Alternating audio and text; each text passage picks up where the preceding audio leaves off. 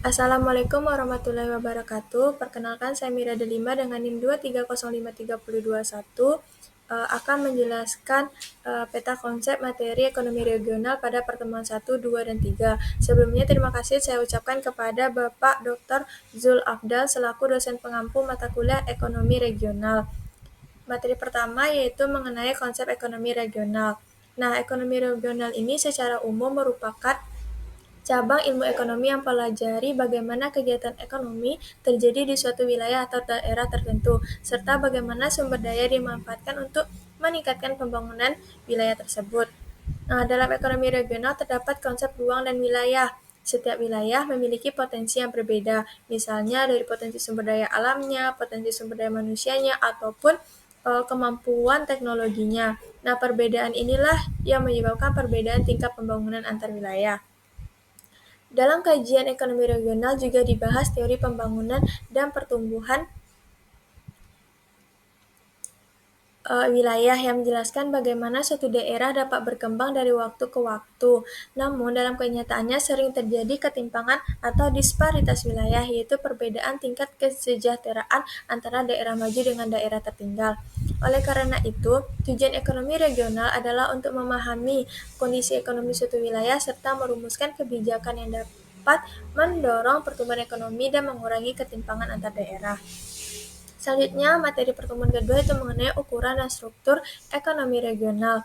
Nah, untuk mengetahui perkembangan ekonomi suatu wilayah, digunakanlah beberapa indikator, yaitu yang pertama, indikator produktivitas, seperti produk domestik regional bruto atau PDRB, yang menunjukkan total nilai barang dan jasa yang dihasilkan di suatu wilayah dalam periode tertentu. Selain itu, terdapat produktivitas tenaga kerja regional yang menggambarkan seberapa besar output yang dihasilkan oleh tenaga kerja, serta produktivitas modal regional yang menunjukkan efisiensi penggunaan modal dalam kegiatan ekonomi. Yang kedua yaitu ada indikator pendapatan, yaitu pendapatan per kapita regional yang menunjukkan rata-rata pendapatan masyarakat di suatu daerah. Selain itu juga ada distribusi pendapatan, karena tidak hanya jumlah pendapatan itu saja yang penting, namun juga bagaimana pendapatan tersebut dapat tersebar di seluruh lapisan masyarakat.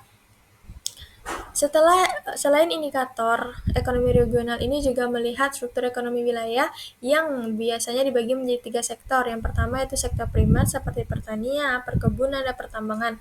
Yang kedua ada sektor sekunder seperti industri pengolahan atau manufaktur. Yang ketiga, sektor tersier atau sektor jasa seperti perdagangan, transportasi, dan pariwisata.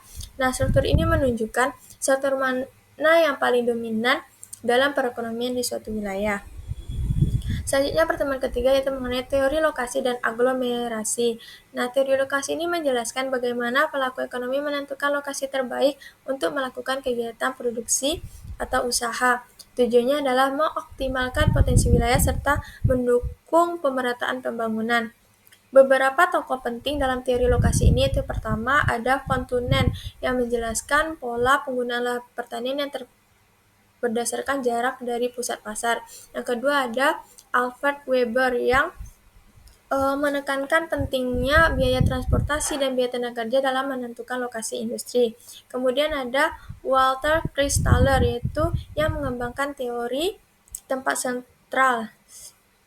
Artinya itu bagaimana pusat pelayanan ekonomi itu terbentuk di suatu wilayah. Kemudian ada August Loss yang menjelaskan pola lokasi kegiatan ekonomi untuk memperoleh keuntungan maksimal. Nah, selain teori lokasi ini, terdapat juga namanya konsep aglomerasi, yaitu kondisi di mana suatu pelaku ekonomi itu cenderung berkumpul di suatu lokasi tertentu karena adanya keuntungan, keuntungan bersama, misalnya kemudian dalam akses pasar, mengakses tenaga kerja, infrastruktur, ataupun jaringan usaha. Contoh aglomerasi dapat dilihat pada kawasan industri atau pusat perdagangan di kota besar di mana banyak kegiatan ekonomi yang terkonsentrasi di suatu wilayah. Jadi berdasarkan paparan materi tersebut dapat kita simpulkan bahwa ekonomi regional mempelajari bagaimana kegiatan ekonomi berkembang di suatu wilayah, bagaimana mengukur kinerja ekonomi daerah, serta bagaimana lokasi dan konsentrasi kegiatan ekonomi mempengaruhi pembangunan wilayah. Demikianlah penjelasan pada konsep materi pertemuan 1 sampai 3. Selanjutnya yaitu Saya akan memberikan beberapa pertanyaan diskusi untuk materi pertemuan 5. Materi pertemuan 4. Pertanyaan pertama yaitu, mengapa beberapa wilayah yang memiliki sumber daya alam melimpah tetap mengalami pertumbuhan ekonomi yang rendah? Faktor apa yang menyebabkan hal tersebut? Yang kedua yaitu, bagaimana hubungan antara kualitas sumber daya manusia dengan tingkat produktivitas suatu wilayah dalam kegiatan produksi ekonomi? Pertanyaan ketiga yaitu, apakah peningkatan investasi modal selalu menjamin meningkatnya produksi ekonomi suatu wilayah tersebut? Jelaskan kemungkinan faktor lain yang dapat mempengaruhinya. Kemudian yang keempat yaitu, bagaimanakah peran pemerintah daerah dalam mengoptimalkan faktor-faktor produksi yang tersedia agar dapat meningkatkan daya saing ekonomi wilayahnya. Yang kelima yaitu, dalam konteks pembangunan wilayah, bagaimana cara mengembangkan antara peningkatan produksi ekonomi dan kelestarian lingkungan. Baiklah, sekian paparan materi dan pertanyaan diskusi yang dapat saya ajukan. Terlebih dan terkurangnya saya mohon maaf. Saya akhiri dengan Assalamualaikum warahmatullahi wabarakatuh.